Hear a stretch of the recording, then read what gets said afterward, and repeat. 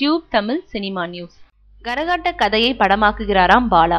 தனக்கும் மற்ற இயக்குநர்களுக்கும் வித்தியாசம் வேண்டும் என்பதற்காக தனது படங்களில் நடிக்கும் நடிகர்களை வருட கணக்கில் குளிக்காமல் திரியும் அகோரிகளை போன்று மாற்றி நடிக்க வைத்து வருபவர் பாலா. உதாரணத்துக்கு சேது, பிதாமகன், அவன் இவன், பரதேசி போன்ற படங்களை பட்டியலிடலாம். இதில் அவன் இவன் படத்தை கதையே இல்லை என்று சொல்லி எடுத்த பாலா, பரதேசி படத்தை தேயிலை தோட்டத்தில் சிக்கிய அடிமைகளின் வாழ்க்கை கதையை சொல்லி கலங்க வைத்திருந்தார்.